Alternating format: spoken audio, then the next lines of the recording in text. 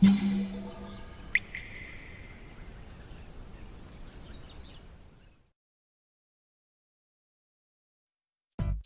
うも、底辺アクアリスト黄昏です。皆さん、以前動画で紹介していたアピストグラマアガシジブルーフレームのことは覚えていますでしょうか？まだ見ていない方は概要欄に再生リストを貼っておきますので、ぜひそちらも見てやってください。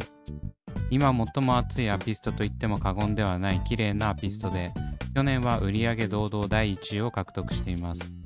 自分の中でもとても熱い生態で、ここ2週間で突如このアピストを育成していた AI 水槽動画が20万回再生され、一気に自分の動画再生回数第1位になりました。マジで意味がわからんくて頭バグったんですが、 YouTube 様がおすすめで表示してくれてたっぽいです。動画が再生され始めた初日は凄まじく、1日で7万再生もされてましたからね。去年の9月に上げた動画がなぜこのタイミングになって一気に再生されたのかは YouTube のみぞ知る。そんな AI 水槽動画、元いアピスト育成動画なんですが、今年の2月を境に全く動画にしていませんでした。正直いろんなジャンルの動画を出しすぎていて経過報告ができていないものが多々あるんですが、最近ライブ配信などでもアピストがどうなっているのか聞かれることが多くなったので、そろそろ動画で報告します。というわけで今回はそんな自分の中でも売上の中でも圧倒的ナンバーワンのアピストに対して実験を行っていきます。ぜひ最後まで見てやってください。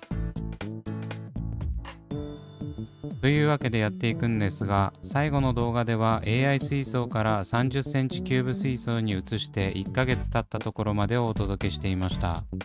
ブルーフレームの表現が出ていないオスから見事にしっかりとした青いブルーフレームが誕生したということで、喜びさんで報告してます。そんな状態から1ヶ月後、水槽はこんな感じになってます。普通に問題なく育成できてはいるんですが、30センチキューブ水槽に移動させてからというもの、アピストの大きさがどんどんでかくなってるんです。ご覧のようにしっかりとした体格のアピストが増え、手狭になってきました。その影響かは分かりませんが、 AI 水槽では誰一人欠けていなかったこのアピスト数匹が落ちたりしていたので、これはどうにかしないといけません。あれだけ大量の稚魚がこれまで一匹も落ちてなかったこと自体が奇跡ではあるんですが、やはり大きくなってから落ちてしまうと余計悲しいですしね。そんな状況を改善するためにどうするのかというと、アピストを分散させます。このブルーフレームの水槽の隣にはあまり動画では登場していないんですが、アピストグラママクマステリーが10匹くらいいるんです。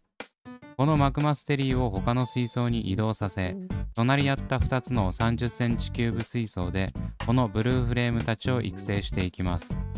ただそれだけでは面白くないので、かねてから気になっていた検証も行います。それでは早速マクマステリー水槽をいじっていくんですが、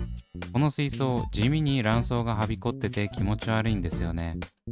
捕獲するときにこの卵巣が舞って、移動先の水槽に卵巣が発生しないよう先に吸い取っておきました。しっかり卵巣を取ったら捕獲していきます。このマクマステリーはブルーフレームと同時期に繁殖が成功したんですが、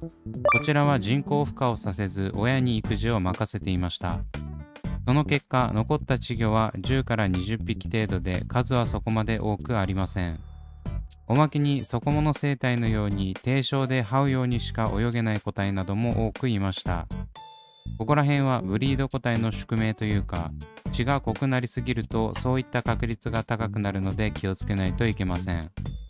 自分が飼育し始めた時にどれだけ血が濃くなってるかもわからないですしね。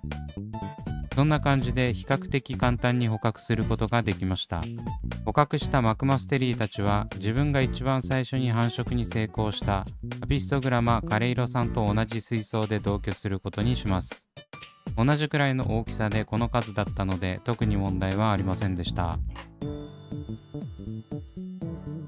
というわけで右側の水槽が空になったのでブルーフレームを移そうと思うんですが、その前に先ほど言っていた検証を行うためにソイルを全部吸い取ります。この30センチキューブ水槽は水槽台の下段に置いているためサイフォンが働きにくく、吸引力がしょぼいです。まあ吸えてるんでいいですけど。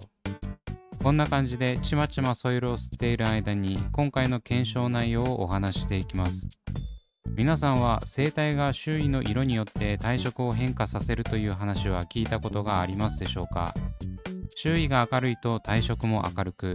周囲が暗いと体色も暗くなるというのは結構有名なお話。なのでこういったアビストなどの1個体1個体の発色を良くすることが求められる生体にはバックスクリーンを黒くしたりなど体色が鮮やかになるよう工夫をしている方が多くいます。その中でも一番影響が強い環境要因としては低照の色が挙げられます。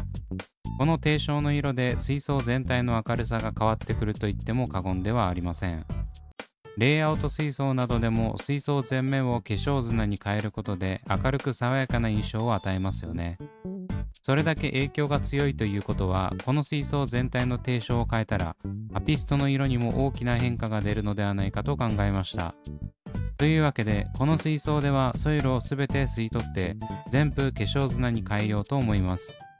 そこに半分程度のアピストたちを移住させることでソイル飼育での発色と化粧砂飼育での発色の違いを検証していきます。果たして実際に変化は現れるのでしょうか？そんなこんなお話ししているうちに全てのソイルを吸い取り終えました。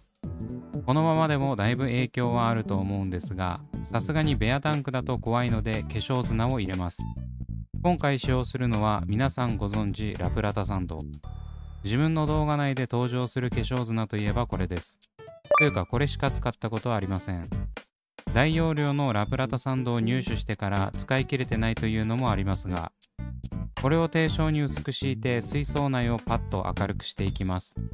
もちろん洗ったりはせずそのまま直です。砂の量もたかが知れてるし、生態に影響がないと甘く見ての行動です。量的にはギリギリ低照のガラスが見えなくなるぐらいの最大限の薄敷き。あんまり厚く敷くとこういった目の細かい化粧砂は悪い菌が発生しやすいイメージがあるので極力薄くするようにしてます。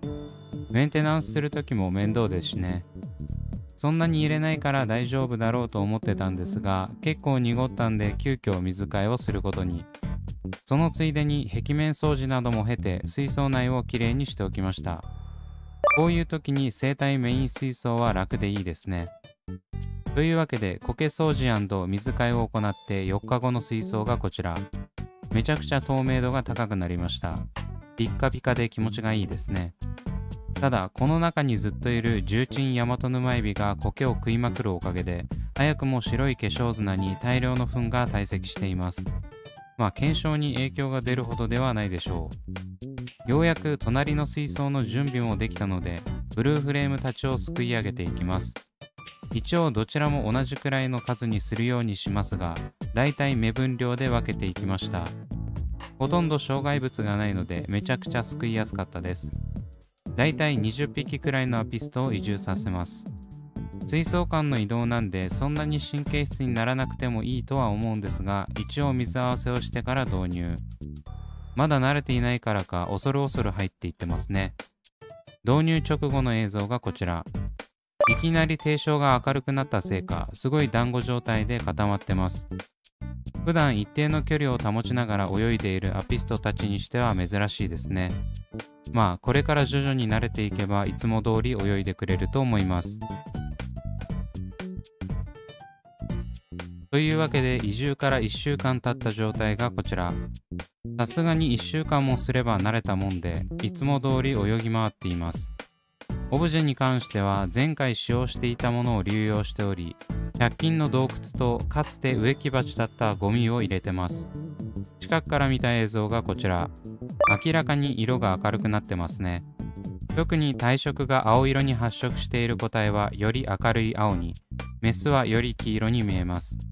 また体側中央に通っている黒のラインが全体的な体色が明るくなったおかげでとても目立っています。隣のソイル水槽では結構隠れている個体が多かったので、これは顕著な違いなのではないでしょうか。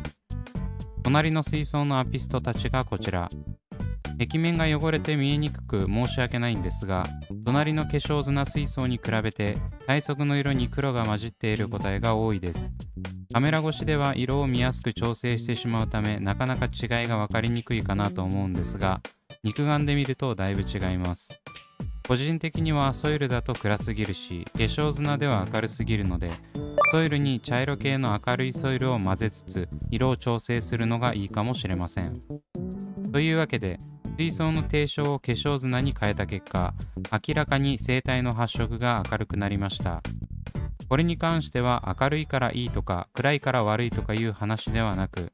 生体の色や表現したい自分の好きな色に合わせて調整するのがいいと思います。こういった自分好みの色に調整するのも綺麗な生態を育成する楽しみの一つですね。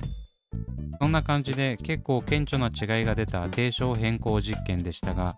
とりあえずこのまま様子を見つつ育成を継続できればと思っています。正直あまり変化がないので動画にしづらく、頻繁に登場するかは分かりませんが、節目節目に皆さんに報告できればと考えています。